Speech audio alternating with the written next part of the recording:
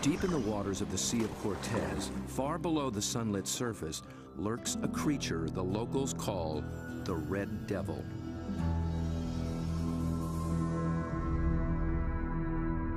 It is armed and dangerous. Its writhing limbs come equipped with 1,000 suckers, each full of flesh-tearing teeth. These devils come in the dark of night, rising from the abyss to within a few hundred feet of the surface. They are large, aggressive, in-your-face squid called the Humboldt. They're one of the most formidable predators in the ocean, and almost nothing is known about them.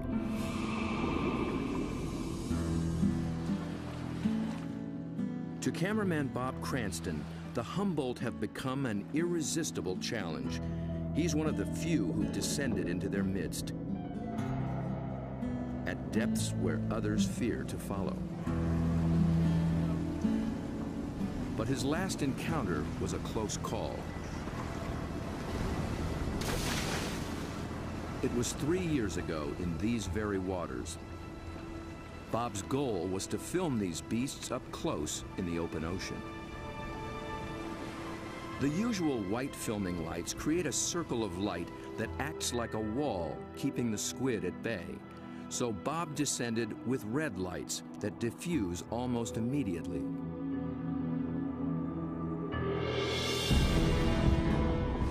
Suddenly, the squid were too close. For an instant, it seemed they would tear him apart.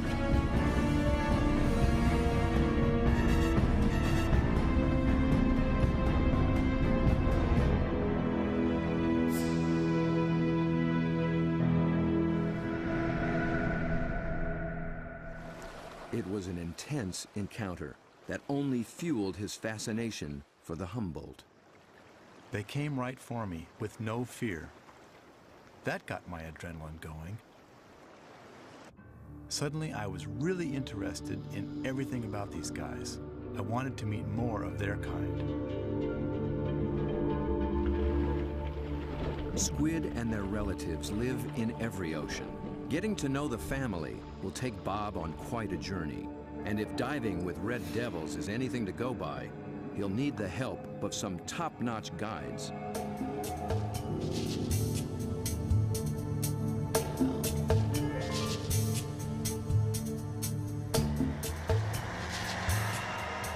Bob begins his quest far to the north in the dark, cold waters of the Pacific Northwest.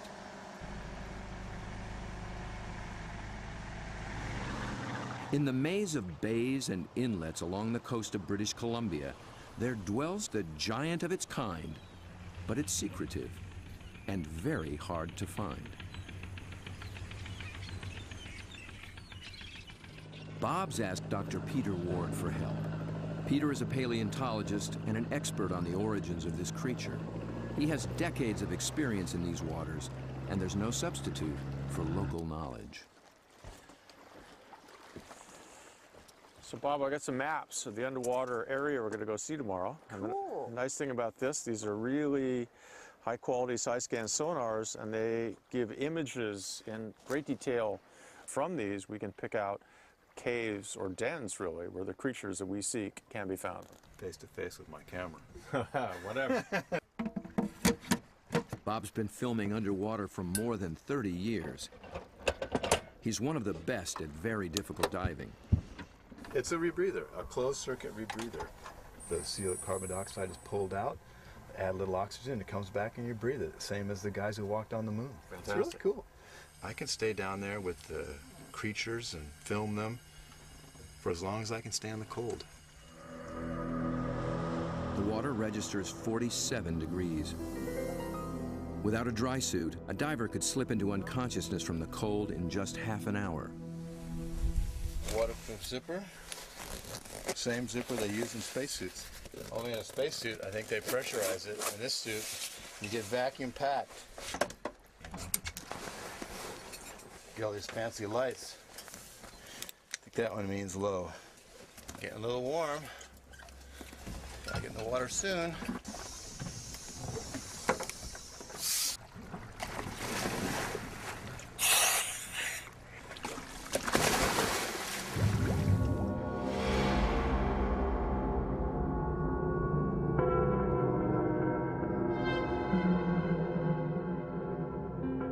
These gloomy green depths are called the Emerald Sea, and although cold, they are rich in oxygen and nutrients. The combination allows creatures to reach enormous size. Down at 60 feet, Bob and Peter pick up a trail of broken and discarded shells. A dead giveaway. Something strong and very hungry has come this way, and often.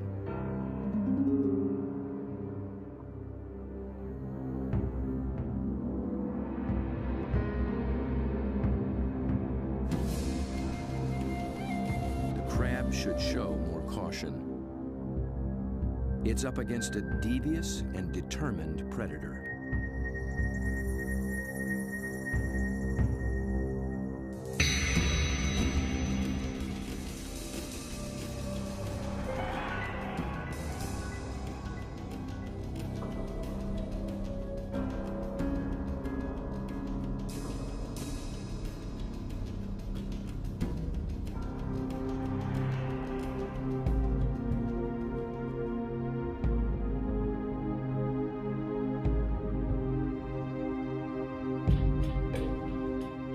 As Bob approaches, his quarry appears to have found him.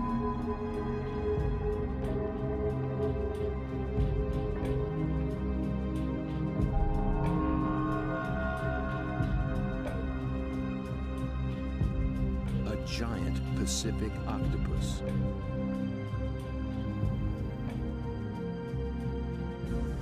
Eight arms of sinewy muscle lined with grasping suckers reach out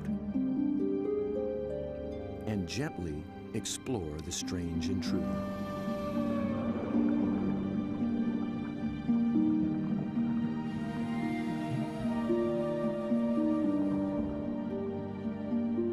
A giant can reach 20 feet from arm tip to arm tip and weigh in at 200 pounds. It's the largest octopus in the great clan called the cephalopods, the group that unites the octopus and squid. It's an ancient tribe, the first large predators in the sea. To this curious female, we're a brand new species.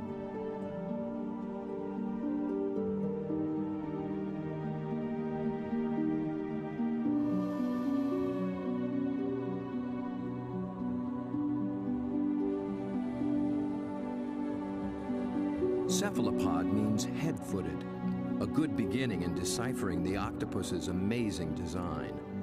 The head and body are encased in a large, soft sac, and the foot, derived from its distant relatives, the clams and snails, has become a siphon, a water jet to propel it in any direction.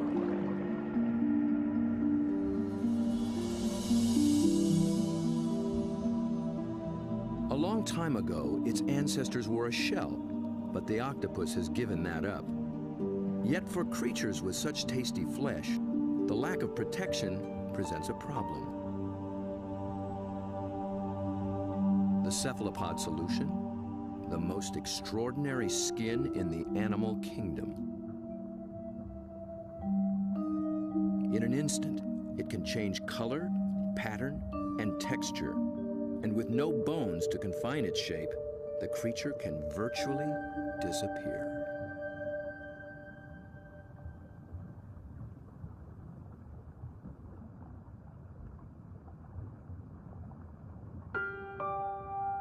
Another female lies sequestered in her den, tending to her brood of eggs. She lays up to 100,000 just once in her life. When they hatch, she will die. These clever, curious creatures won't live long at all. Their entire lifespan is no more than 3 or 4 years.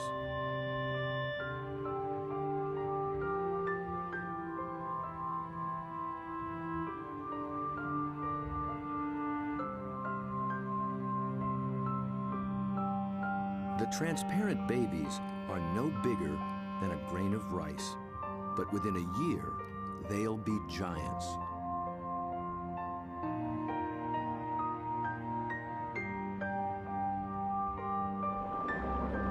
while the lives of these complex beings are all too brief, their line reaches back 500 million years, long before sharks began swimming the seas. This would be a great spot right in here. Peter Ward has spent 35 years delving into cephalopod family secrets. He's brought Bob to a special outcropping of rocks. They were once well submerged in a much warmer sea and still hold a record of that long ago time. Fossils are found in these rocks, fossils of relatives of the octopus, actually. They're called ammonites. And how old are they? 80 million years in age. 80 million years. That's true. That is old. Back in those days, cephalopods made beautiful curved shells. If you dig long enough and hard enough, you can find some beautiful stuff. This is an ammonite. It's a fossil that is actually the direct ancestor of octopus. So this is an ancient cephalopod. It's related to the chambered nautilus. So the tentacles sat here and swam about. A shell is a mobile home and a defense against predators, but it's so cumbersome it makes swimming difficult. Of the almost 1,000 kinds of cephalopods alive today, only the nautilus still wears one. It's a living fossil, puffing along the reefs of the Indo-Pacific as though nothing has ever changed.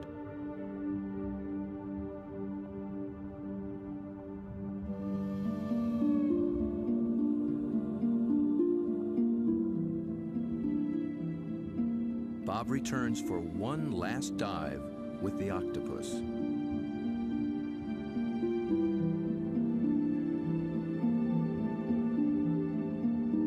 I couldn't resist bringing her a treat. All cephalopods are carnivores, and they love crabs. This creature actually reached out to me. I could sense her interest, her intelligence. I could see it in her eyes. There's something about the eyes of these animals just draw human observers in, and especially with the octopus and the cuttlefish, they definitely make visual eye contact with you and maintain it. Dr. John Forsyth studies these creatures' amazing physiology and complex behaviors. And I've come in and played games with octopus where I'll duck down and they'll raise up and look at me, and then I'll raise up and they'll duck down, and this will just go on for 15 or 20 minutes. Like this guy, I can barely see him over there, but when I look up, oh, you know, see, he's coming up. Because I think they look for our eyes. I think they try to make contact with our eyes as well. And I think that's what draws us into watching these animals. Whereas a fish, sometimes I look at a fish and I'm not sure where it's looking. They just have these blank, cold stares. But with a cephalopod, it's really never like that. At the National Resource Center for Cephalopods in Galveston, Texas, John maintains quite a collection. There are several kinds of octopuses, a school of small squid, and another relative, the cuttlefish. For John, the eyes of a cephalopod are not just the windows to its soul. They tell you a lot about how the animal lives. The octopus has a rectangular pupil that captures light reflected off the sea floor. Squid's large round eyes are adapted to seeing darting prey in the twilight of the open ocean. Cuttlefish dwell in both worlds, and their complex eyes can actually change shape to accommodate their travels.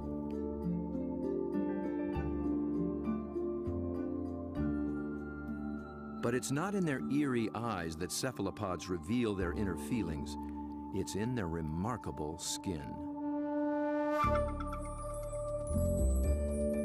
Millions of tiny sacs of pigment, called chromatophores, dot their skin, each controlled by minute muscles.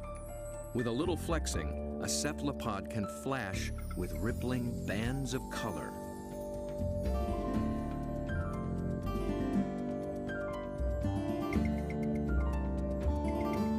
any sort of excitement, danger, desire, aggression, passion, and their skin lights up.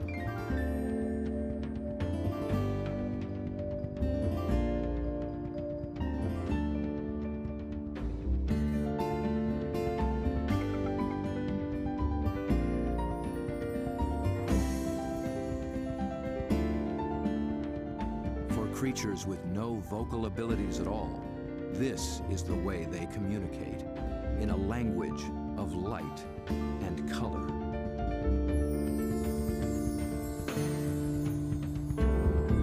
And like an octopus, a cuttlefish can transform its texture, matching its surroundings, hiding in plain sight. Given their camouflage capabilities, it's no wonder we're still learning just how many kinds there are.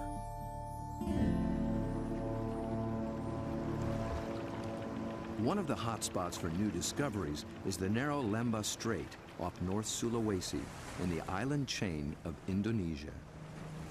It's a pretty scenic spot. It's joint, isn't it? I mean, it's magical. John and Bob have come here looking for new species of cephalopods. It's a place primed for strange adaptations. In the shallow, warm water, light and temperatures remain constant, but the channels, inlets, bays, and lagoons create many small, separate habitats, and that leads to high diversity. This is John's fourth trip to Lembah Strait, and each time, something surprising turns up. He's brought Bob to a spot called Ritaklari, which in local slang means the muck.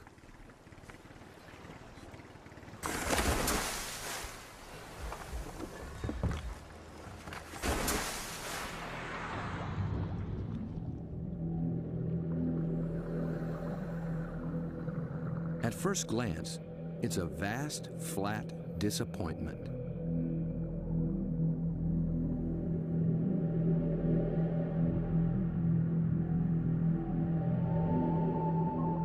But wait here quietly, and a lot of what looks like sand begins looking back.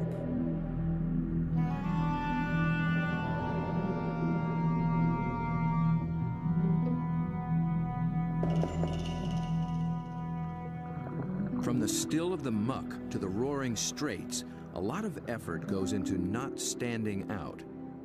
Drifting reeds are actually floating razorfish. And the end of a few branches turn into ornate ghost pipefish.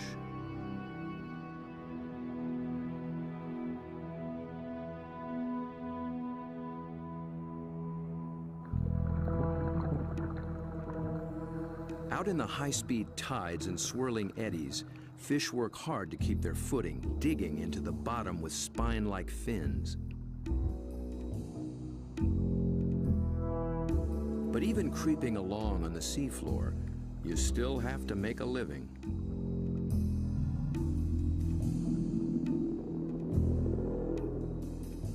A harmless-looking weed rolling in the current is a hairy frogfish trolling for a meal.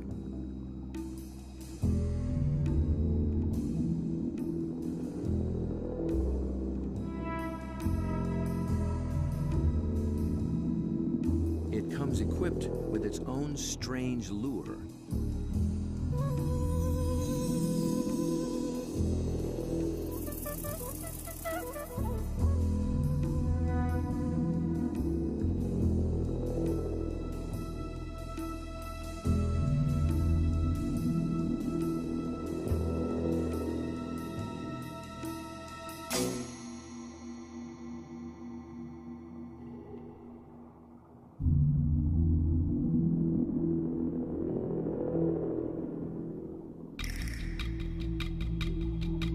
The sand offers the best retreat, but the crab has already been spotted. A marginated octopus is the perfect little predator here. Good camouflage, good eyesight,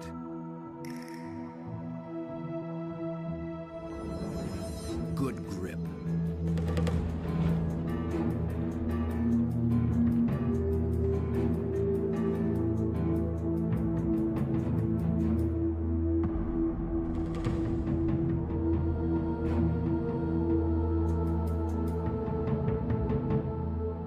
soft-bodied octopus has one more weapon up its sleeve to subdue the crab's claws: venom.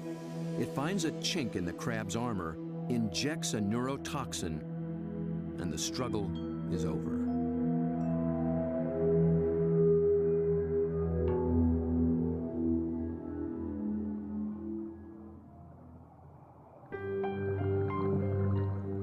In such an open setting, the trick for every creature is to find some place to hide.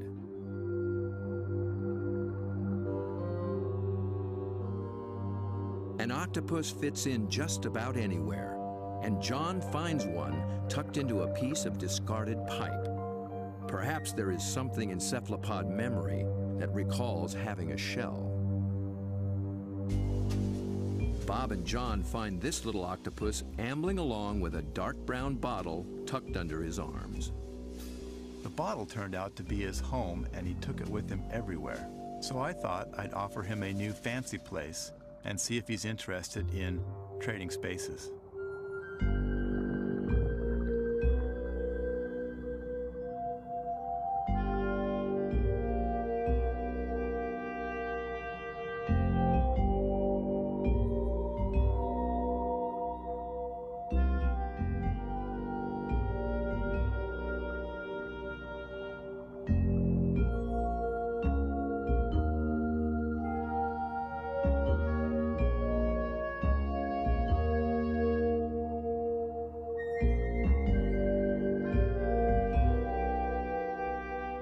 I began to worry he might get confused by this clear glass and wouldn't remember how to get back out. But after a few minutes, he slipped through the opening and went straight back to his old brown bottle. He'd made his choice. I think the clear glass was a little too bright, and besides, there's no place like home, especially when you can take it with you.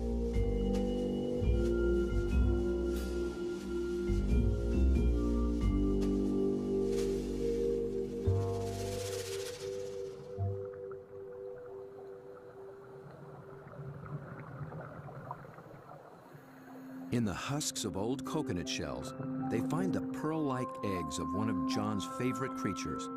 It's a tiny cuttlefish that's seldom seen after it hatches. It remains so small and well camouflaged that it takes great practice to find it.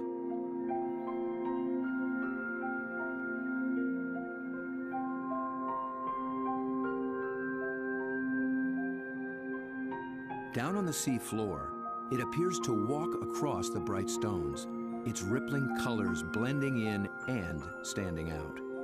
It's called the flamboyant. The flamboyant cuttlefish is really in a class by itself, even among cephalopods in a lot of ways. First of all, the vibrant, dynamic, bright colors, the brilliant yellows, the magentas, the pinks and browns. It adds on top of that these passing clouds of color as it's stalking, looking for prey. And of course, that's happening in living skin.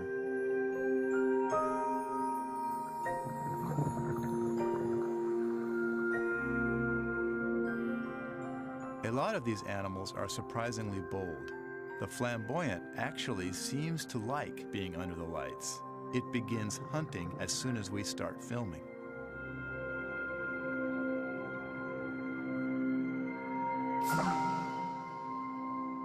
My video lights attract little shrimp and crustaceans. Perhaps the cuttlefish can even see better in the lights as well.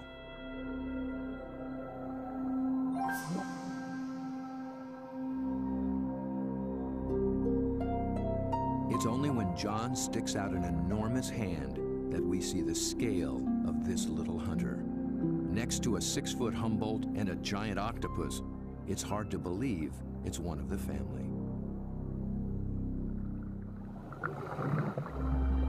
Not far away, a small octopus has been eyeing the scene. John reaches out for a better look. Every time I touch one of these animals, I'm not gripping it or holding it. My intention is never to frighten the animal in any way. However, I am trying to keep it close to where I can get a good look, but at the same time, the animal knows at any moment it can get away if it wants to.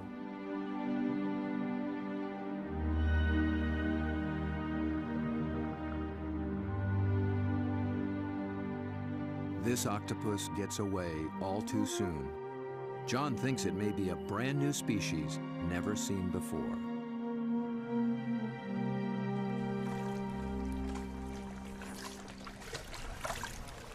I don't know, Bob. I'm not sure what that is, but it could be a new one. I think it could be a new species. I wasn't expecting to see that. It's not something you've seen before, huh? No, I'm not sure what that would be. It's a cool little critter. Oh, wild.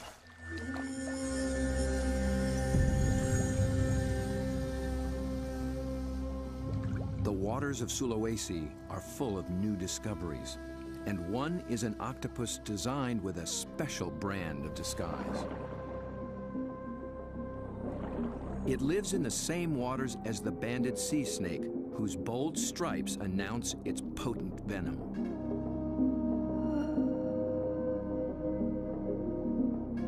These are banded arms that can make the same impression.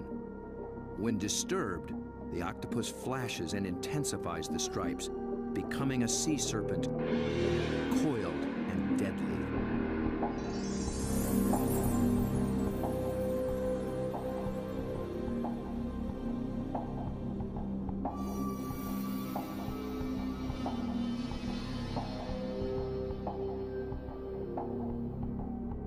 The creature has not yet been named by science, but it is known to be a fraud. It's a shy nocturnal octopus, and unlike the snake, its venom is virtually harmless. Its stripes are simply a ruse to intimidate would-be predators.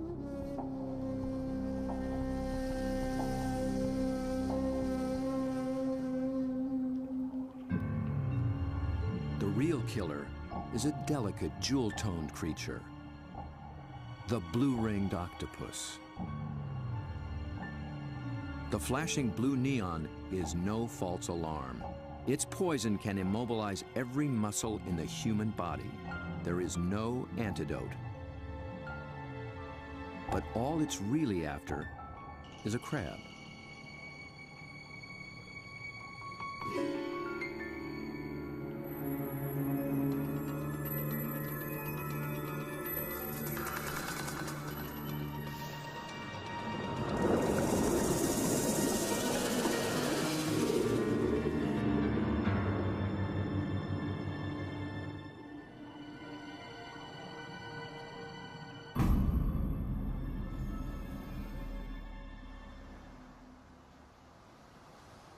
The blue-ringed is notorious along the coast of Australia, but it's one of Dr. Mark Norman's favorites.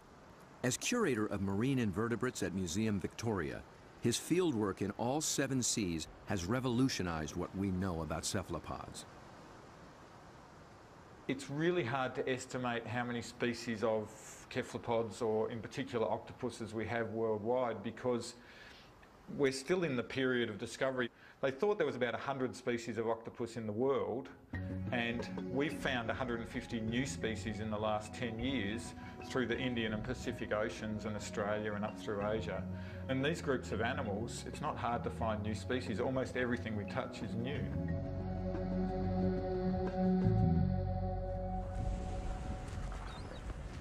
Bob wants to get close to the blue ring in the wild. So Mark, this is a shortcut to the beach? Yep, it's a great place to collect crabs. Through the graveyard, eh? Yep. So are these the bodies of the people who have been bitten by blue ring octopus? No, very few people have died from blue ring bites. He's more likely to have died choking to death on his calamari meal at the local pub. So this is where the crabs live? Yep, they hide up here at low tide under the rocks. As the guide to the blue ring, Mark starts Bob off with their prey. Lots of little crabs. Yeah. You need a nice juicy one. There you go. See the claws on that. That'll take your arm off. It's an ironback crab. You can appreciate why the octopus has to get rid of the crab's claws as quick as possible. Knock them out. When the octopus bites them, it actually goes for those soft gaps in the junctions, like the elbows where the the arm is a bit thinner, or else they bite them right on the eyeball, and the poison goes straight down the eyeball and into the brain. So they end up paralysing the animal instantly and putting these claws out of action.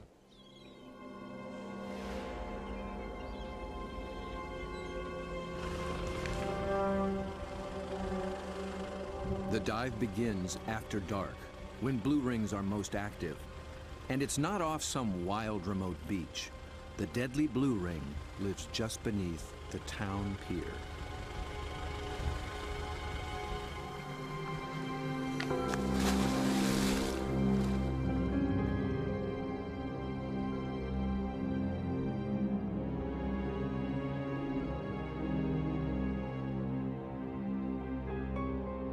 Blue ring octopus are an extremely venomous animal, and if I was to be bitten, I would probably be dead within 3 minutes.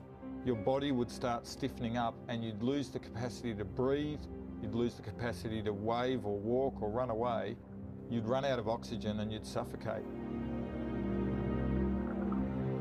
But these little animals are really shy, really secretive, and the last thing they want to do is attack humans. They don't eat humans, they don't drag people out of their cars and drag them down the beach. They just feed on crabs. But tonight, not even a crab could catch its attention. This is a male, and he's just found a female. 2 wild blue rings are preparing to mate.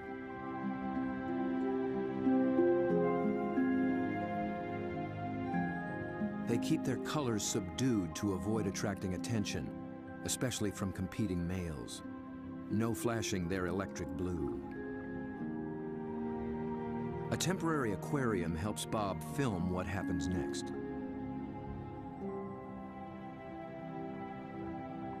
After a few minutes of courtship, the male gently slips a special arm into the female's gill slit. He's depositing a packet of sperm, which she will use later to fertilize her eggs.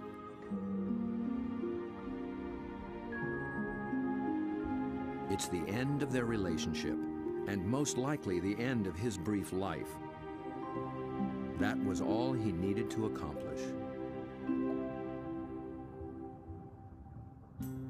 Just beneath the very same pier is another cephalopod almost never seen in shallow water.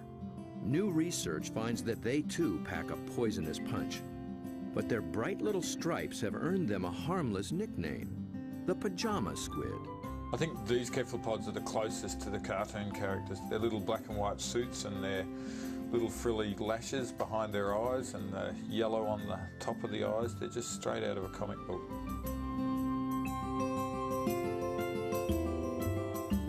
The pajama squid seem to have taken a cue from the blue rings. Males grab any passing female and then they try as hard as they can to reposition them so that they're face on, ready to mate, sort of suckers to suckers.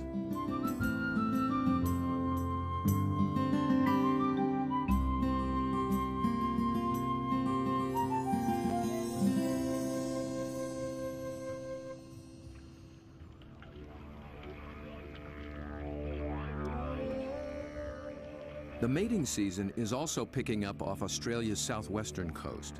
In one small bay, giant cuttlefish have begun to assemble.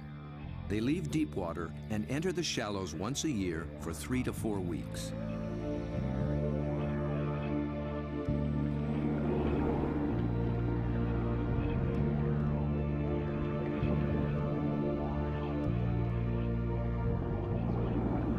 The males are 3 feet and massive, with 8 flowing arms and 1 all-consuming purpose.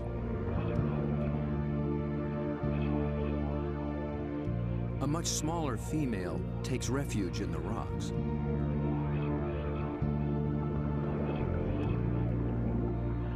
The males waste no time taking on their rivals. They flash and ripple with aggression. Their control is so subtle that they can isolate and flex just the flank facing the opposing male. The other flank communicates a solid, dependable side to any nearby female.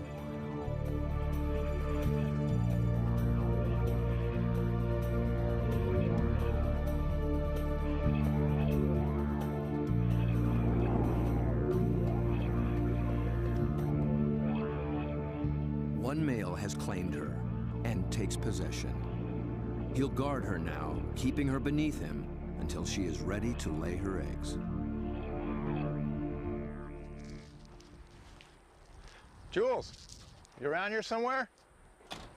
Bob is heading for this far-flung coast, but before diving with these giants, he needs to brush up on the subtleties of cuttlefish communication. This is a crazy place to meet a scientist. Julian Finn is a leading expert on the intense social dynamics of the cuttlefish. He comes to this junkyard to scrounge up special equipment for an interesting experiment. Hey, Jules. Over here, Bob. Oh, okay. Oh, there you go. Yeah, it's You into lots old of stuff. cars? Oh yeah, I love them. I got a number of old cars and plenty of treasures in this place. Cuttlefish speak a visual language, Yeah, for and sure. Julian There you go. wants in on the conversation. Old cars, but also got a few ideas about making something to use on these cuttlefish in Whyalla, trying to get a bit of a different shot. So Looks like junk to me. Meanwhile, the cuttlefish continue to gather.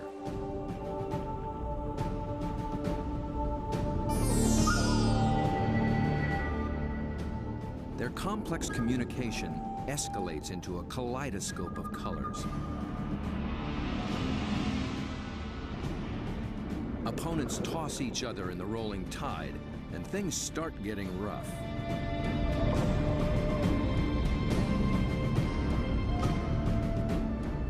The violence can rip up their all-important skin, sabotaging a male's chance to impress and intimidate.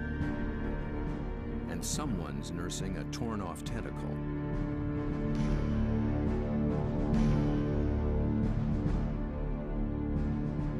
In a temporary standoff, a large male guards his female from two other heavyweights, while a little male, too small to take seriously, hovers on the sidelines.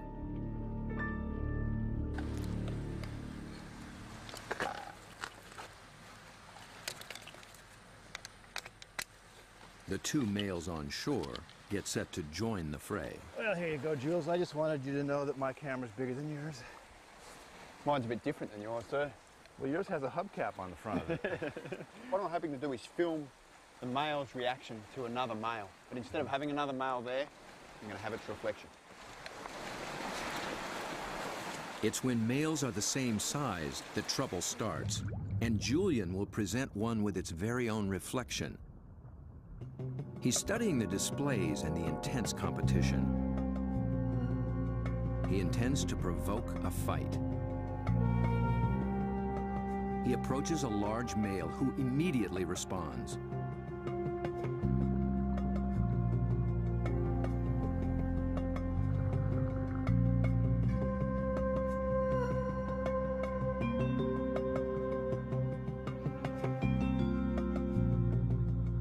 The cuttlefish becomes increasingly absorbed with his own image, but instead of a conflict, the story takes a surprising turn. The small, unimpressive male has sneaked in and begun mating with the unguarded female. He's not signaled, nor flashed, nor dazzled. He simply grabbed the female for his own, making every attempt to look as much like her as possible.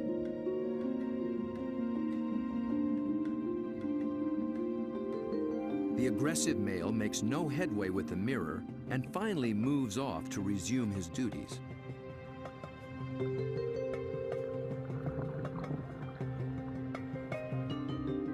But he's still distracted, still flashing, and doesn't recognize that his female is mating right under his nose. The little male looks so like another female, he doesn't see the threat.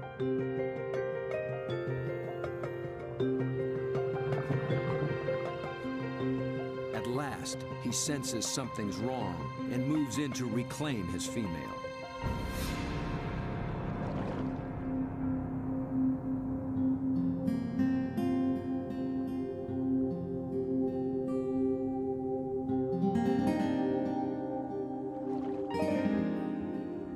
To re-establish their relationship, he presents her with the gift of a crab.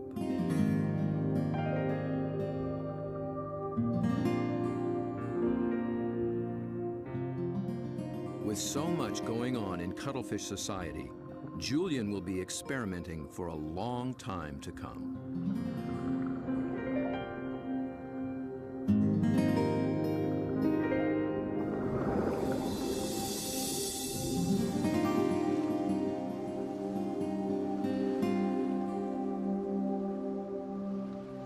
Julian's attempt to interact with the cuttlefish and crack their code has given Bob a daring but dangerous idea.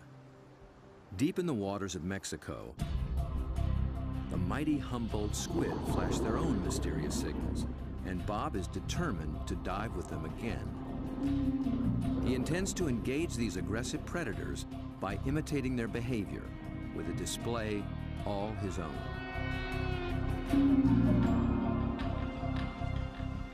Mark Norman and Julian Finn think he's close to crazy. Sure, you've got the blue-ring octopus that can kill you within a few minutes with the poison, yet there's something scarier about a squid that can rip off your flesh and tear out your throat, so to speak.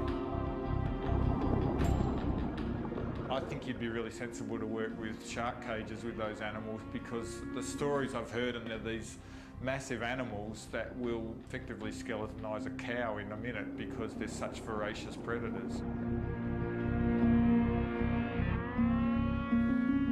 Bob Cranston has no intention of taking this advice. His whole goal is to interact with these squid on their terms, in their world.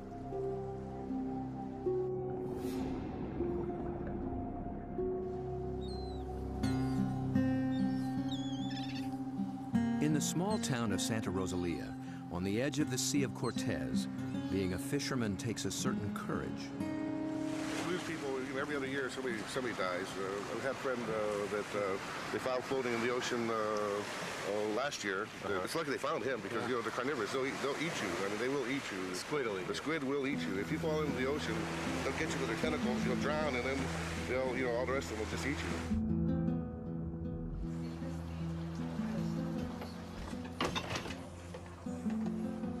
Despite their dread, these fishermen face the Humboldt on a nightly basis. Bob will need their help if he hopes to find when and where the squid are rising.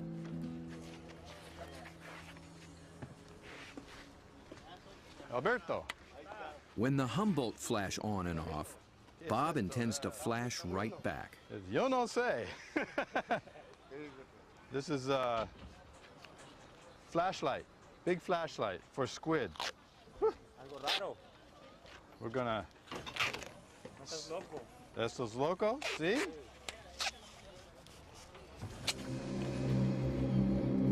Bob knows perhaps better than anyone just what Humboldt are capable of.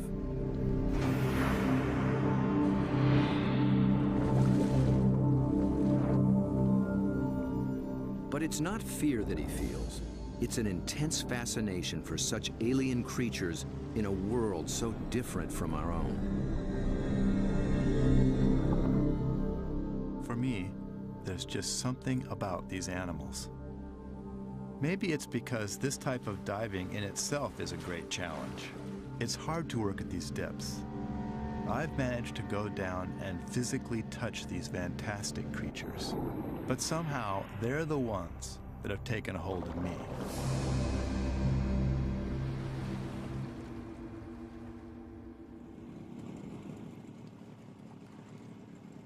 He's 12 miles from shore.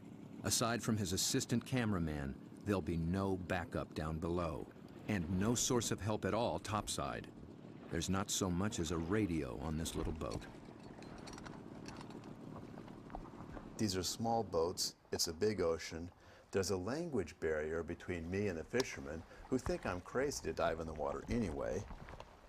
If I disappear and drift away from this boat, the fishermen will just think the squid ate me and they won't even bother coming to look for me. Yet Bob has confidence in his own experience and in his plan. I've made up this light tube and filled it with strobe lights. The idea is that the Humboldt squid flash for communications. They flash at each other, they flash at the divers, and so I hope to elicit some kind of a reaction from these animals with this light tube.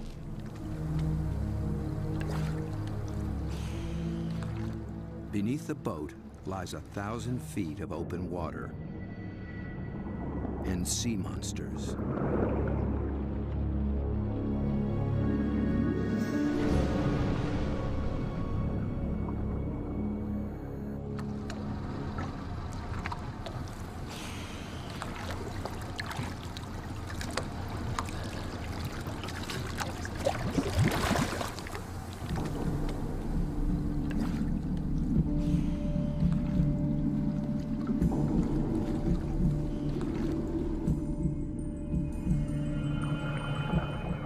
Descends, his homemade lightsaber a beacon in the utter darkness.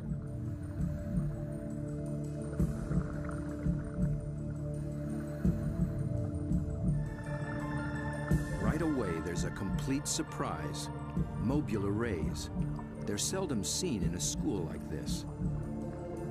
Already the night has taken on unexpected possibilities.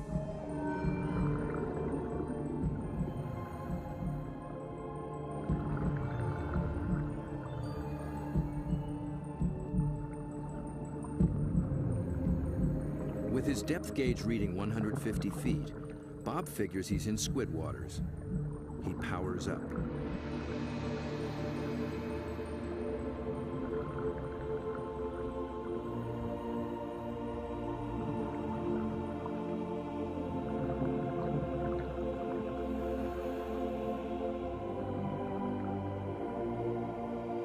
A giant swarm of pink krill mobs the lights. Suddenly, Bob's in the middle of a midnight feeding frenzy.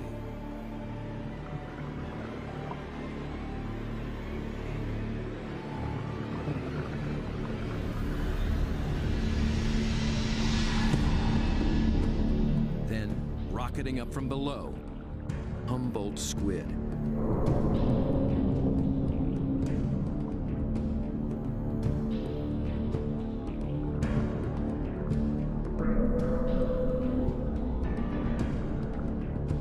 Flashing red and white.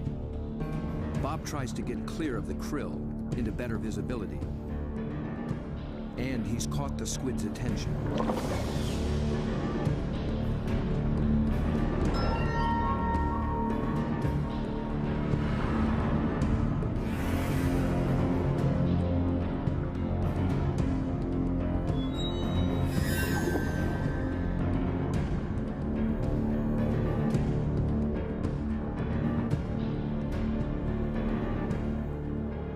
Transfixed by this enormous eye up from the deep. I can sense this creature thinking, but I can't imagine what.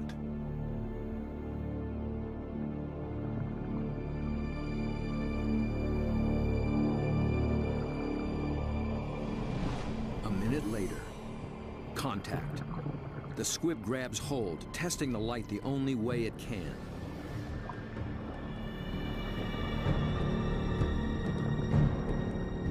The feel of hard plastic must come as a surprise, and it circles me as though curious. Then, it comes back for more.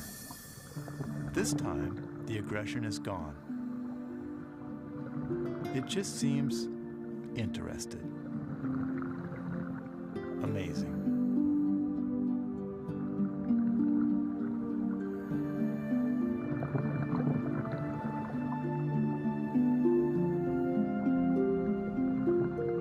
Play for a moment.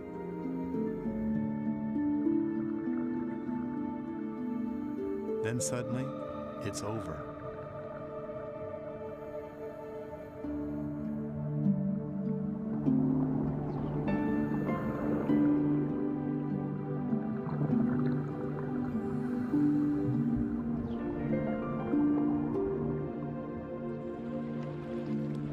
The fishermen are relieved just to see me alive.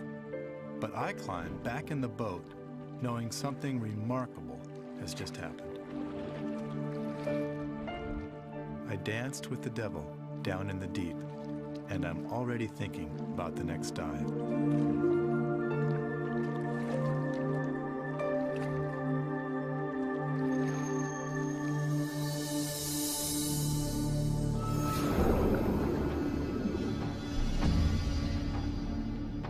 It's certain that Bob will return to dive again with the mysterious Humboldt, perhaps with a new strategy on how to make contact. He's just at the beginning of this extraordinary quest.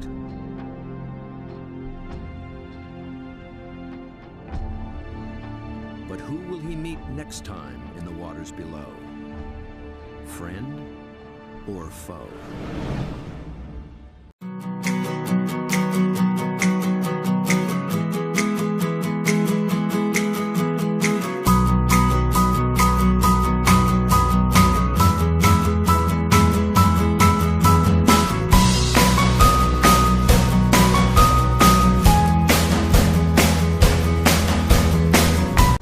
Suddenly, the squid were too close. For an instant, it seemed they would tear him apart.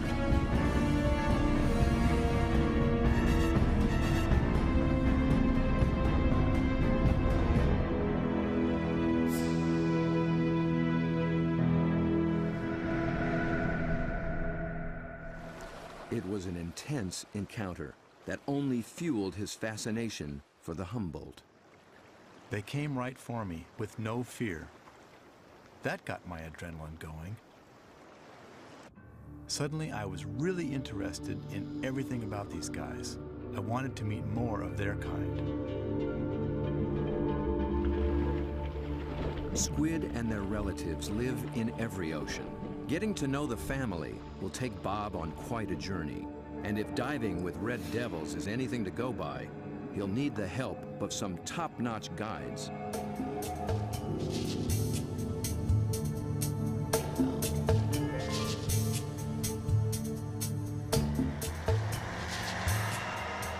Bob begins his quest far to the north in the dark, cold waters of the Pacific Northwest.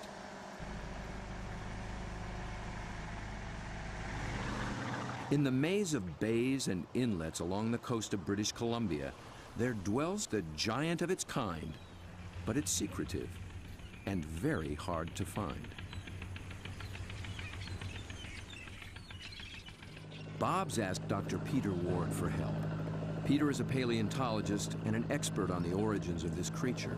He has decades of experience in these waters, and there's no substitute for local knowledge. So Bob, I got some maps of the underwater area we're going to go see tomorrow. Cool. And the nice thing about this Group that unites the octopus and squid. It's an ancient tribe, the first large predators in the sea. To this curious female, we're a brand new species.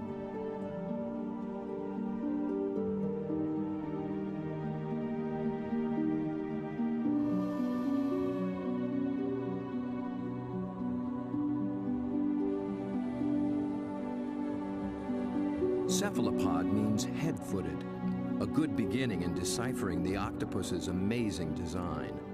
The head and body are encased in a large, soft sac, and the foot, derived from its distant relatives, the clams and snails, has become a siphon, a water jet to propel it in any direction.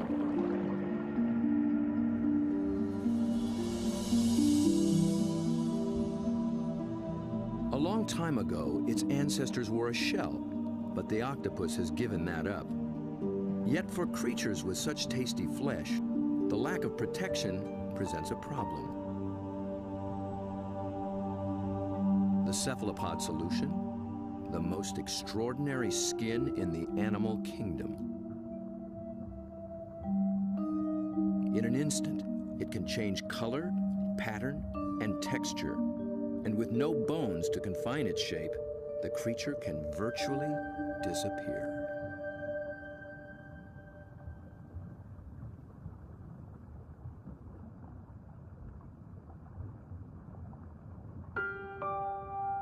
Another female lies sequestered in her den, tending to her brood of eggs. She lays up to 100,000 just once in her life. When they hatch, strong and very hungry, has come this way, and often.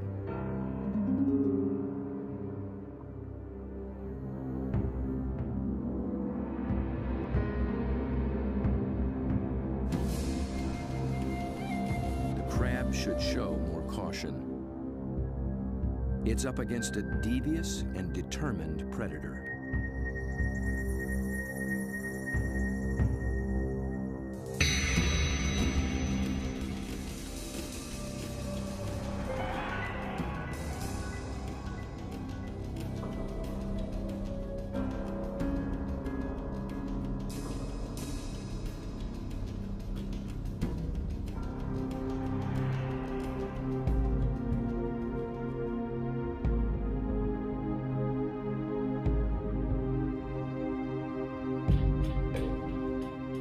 As Bob approaches, his quarry appears to have found him.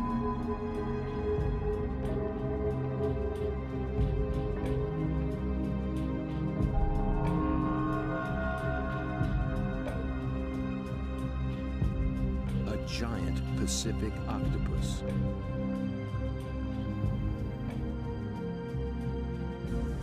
Eight arms of sinewy muscle lined with grasping suckers reach out and gently explore the strange intruder.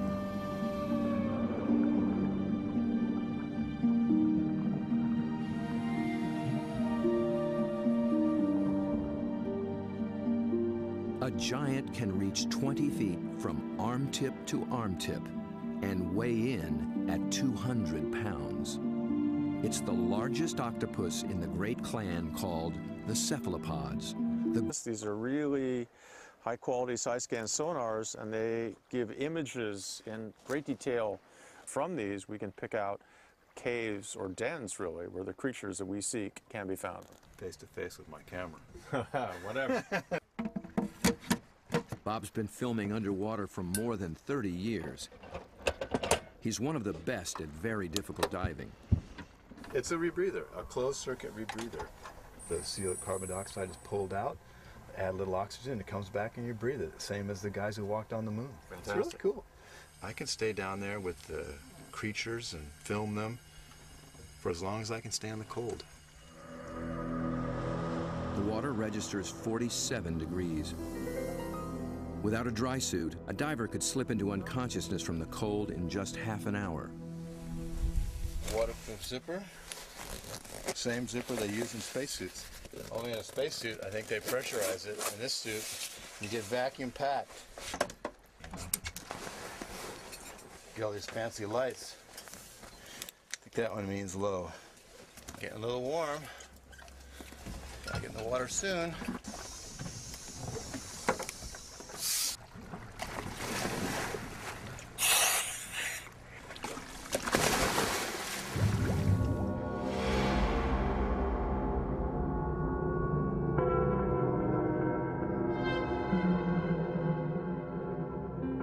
These gloomy green depths are called the Emerald Sea, and although cold, they are rich in oxygen and nutrients. The combination allows creatures to reach enormous size. Down at 60 feet, Bob and Peter pick up a trail of broken and discarded shells. A dead giveaway. Something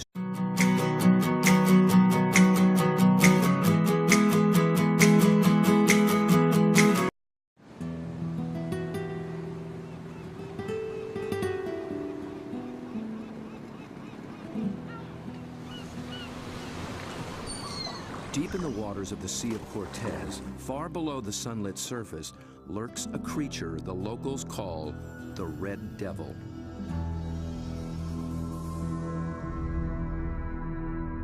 It is armed and dangerous. Its writhing limbs come equipped with 1,000 suckers, each full of flesh-tearing teeth. These devils come in the dark of night, rising from the abyss to within a few hundred feet of the surface. They are large, aggressive, in-your-face squid called the Humboldt. They're one of the most formidable predators in the ocean, and almost nothing is known about them.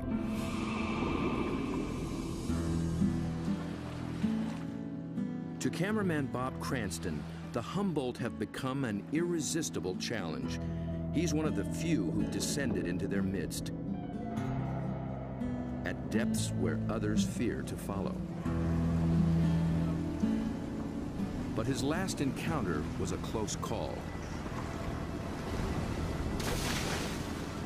It was 3 years ago in these very waters. Bob's goal was to film these beasts up close in the open ocean. The usual white filming lights create a circle of light that acts like a wall, keeping the squid at bay.